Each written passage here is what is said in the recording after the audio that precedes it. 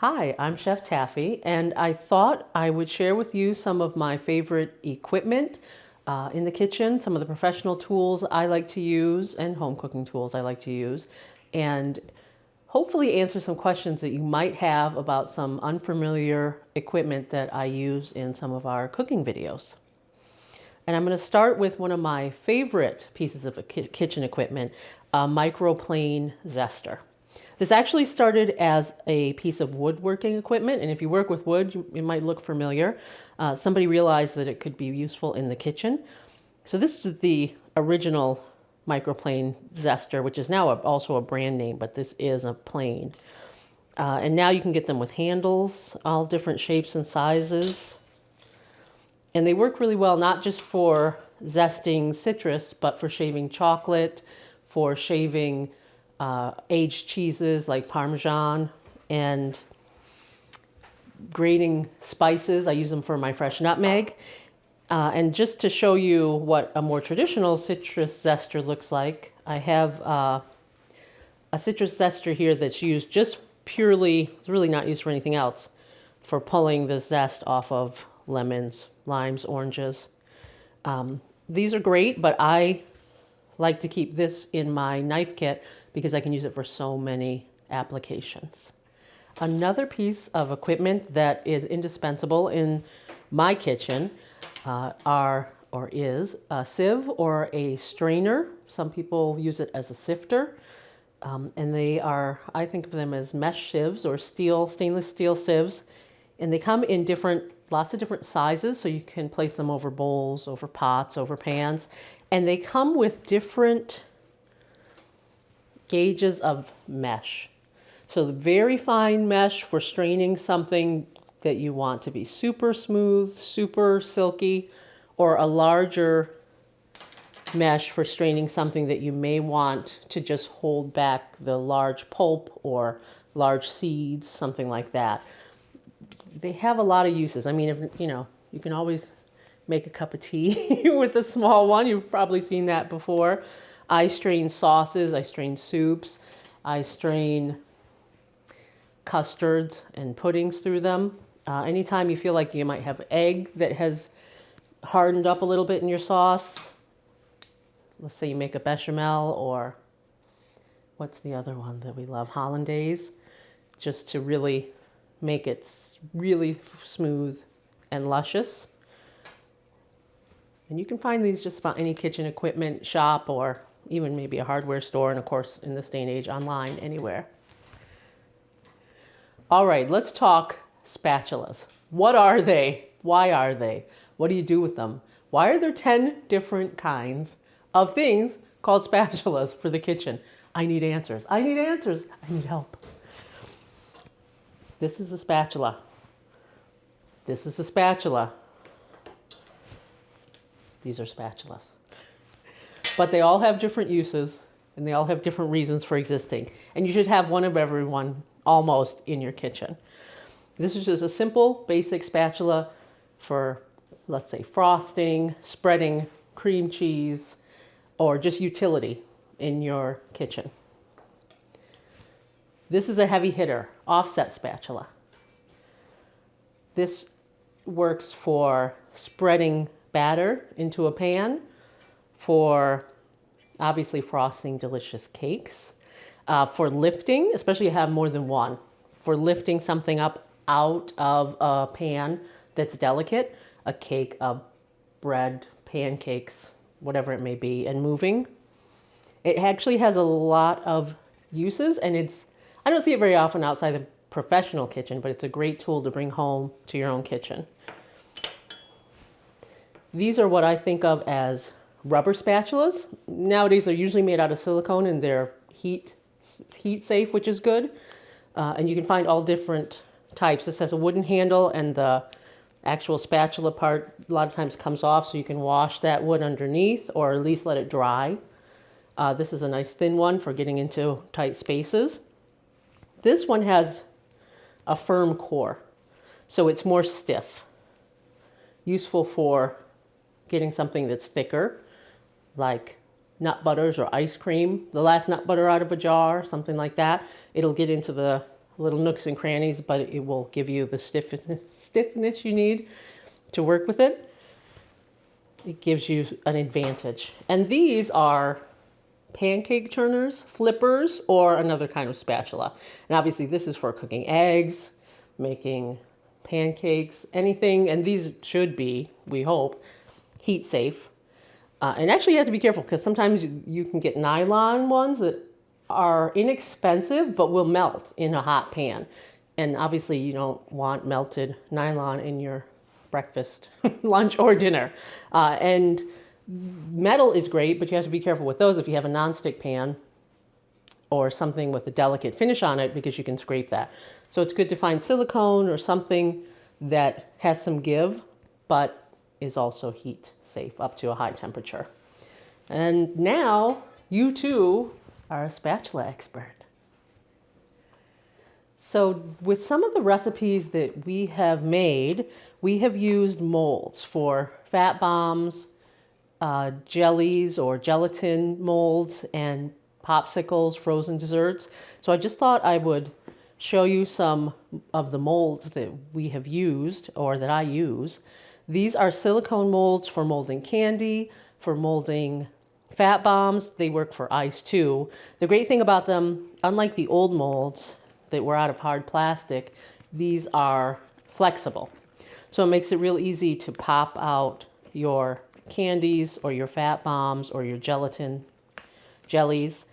And in this day and age, I don't know, I think you could probably find 10 billion different patterns, anything you would like. I mean, almost anything you can imagine. These are some little gift-shaped ones. You just want to store them flat or store them safely so they don't get bent out of shape. And these, and again, same thing. Popsicle molds, it's not like the old days where you just had one mold and wooden sticks. This has a plastic insert and comes with a plastic stick, so it's reusable, washable and reusable. And if you have a hard time getting it out of the mold, you can put each mold separately dipped into a little warm water, which is good. Some of them still are just a mold that you put the wooden stick in. But they're a great option if you just want to, let's say, freeze a protein drink and put it in the freezer and have it on hot days, or portion things out in advance. And this is just a very small sampling of the plethora of molds that are out there. Do you have a digital scale? I do. And I think every kitchen should. Whether you need to weigh and portion out food for a specific reason, or you have recipes that call for weighted measurements, you really can't go wrong with a digital scale. It's much more accurate. They're actually quite easy to use now. And I'll reach out there for a second. Let's get our orange. And when you're baking and putting together things that are delicate and need to have the exactly right amount of an ingredient in them, there's no better way to do that. So I have an orange on the scale. It looks like from here that it weighs about 9 ounces. I can change this to grams and it'll tell me how many grams it weighs.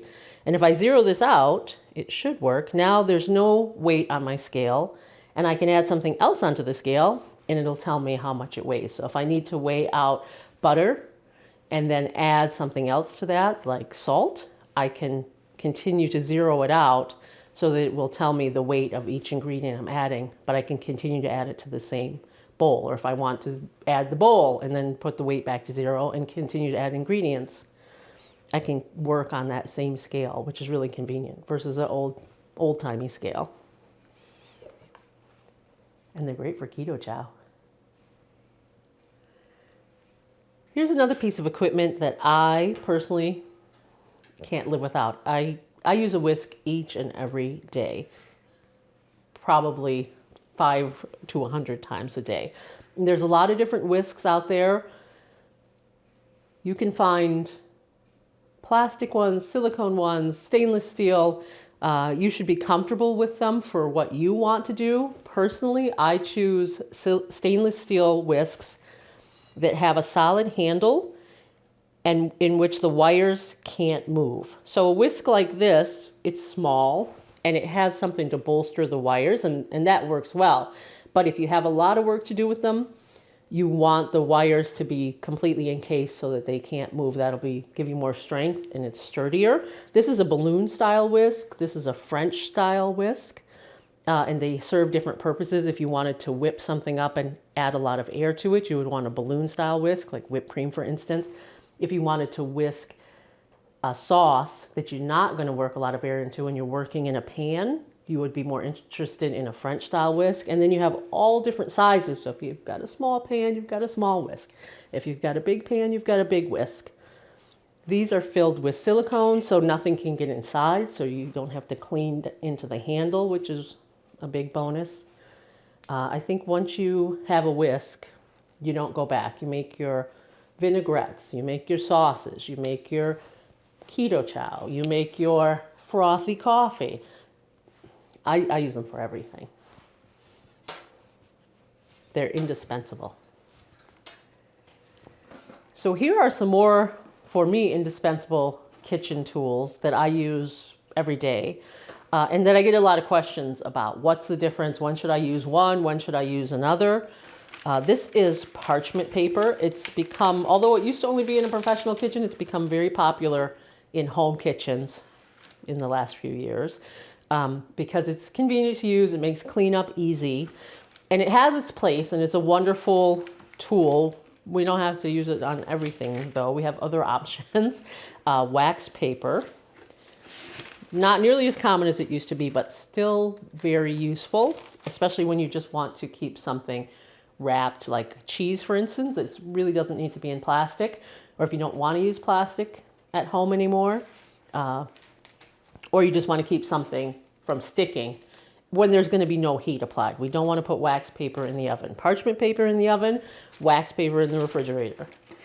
And tin foil or aluminum foil, which I use a lot because I have oven that runs at a very high temperature that is too hot for parchment paper. Parchment paper also tends to be, for me, very expensive. So I'd rather use something maybe a little less cost prohibitive. And a lot of times you can reuse your tin foil if you want to save, you know, be a little less harsh on the environment. And especially if you have high heat or you want something to get crispier, you're better off with aluminum foil in the bottom of your pan versus parchment paper.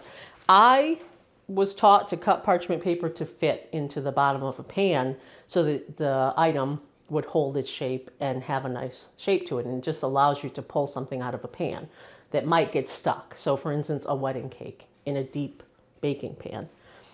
And I would use tin foil in other situations where I just want to line my pan and protect it from grease or something sticky, even cookies. You know, whatever you're comfortable with, but they all have different uses and they all have different values. And it's good to know how to use them differently and when you can interchange them and when you can't. Now, here's for another of my favorite pieces of kitchen equipment, and I think one of the most useful VIP players in the game. This is an Immersion Blender. And not only does it work great in the kitchen for pureeing soups right in the pot or whipping cream, it's my favorite tool for making Keto Chow. This beauty has extra attachments like the whisk attachment. So if you don't want to whisk by hand, but you'd like the effects of a whisk, making whipped cream, for instance, you can attach this right to this and you have one button to work it, which is great. But today we're just going to use the standard blade on this. And we're actually going to just make a batch of Keto Chow. This is what I use when I make Keto Chow at home, or even when I use it to make recipes, because I am ensured that I just have mixed it up really well.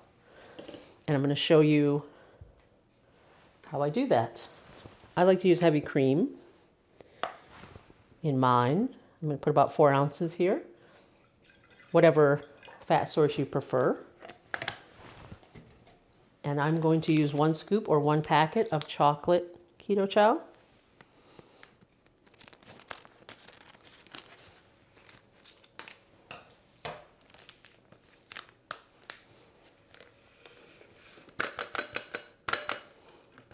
Smells like chocolate milk. And then I'm going to add about 14 ounces of water.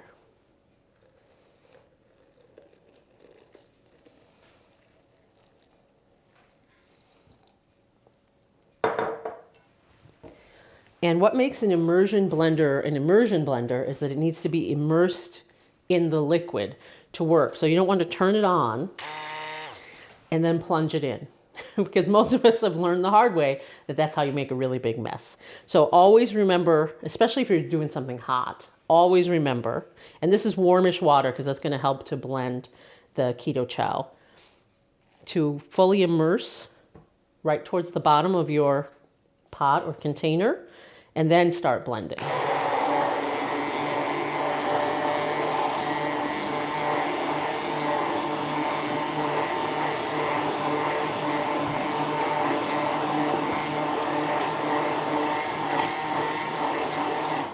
And if you're making a coffee drink, chocolate milk, a hot chocolate, something like that, and you want a little bit of foam or extra froth at the top, you can bring your immersion blender near the top from underneath.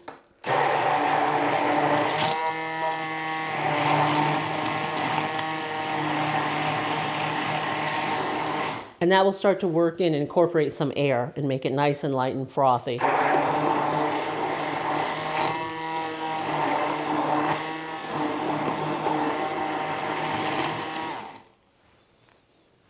All right.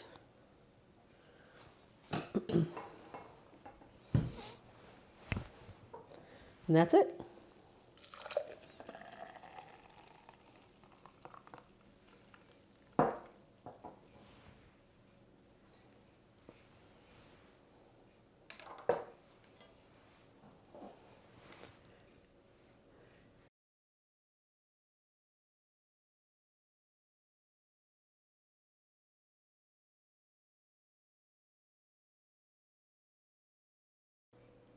Welcome to Spatula City. We sell spatulas, and that's all. Okay, I'm sorry, I had to do that. Hi, Chris. I'm like, wait. I'm supposed to laugh at that. Okay,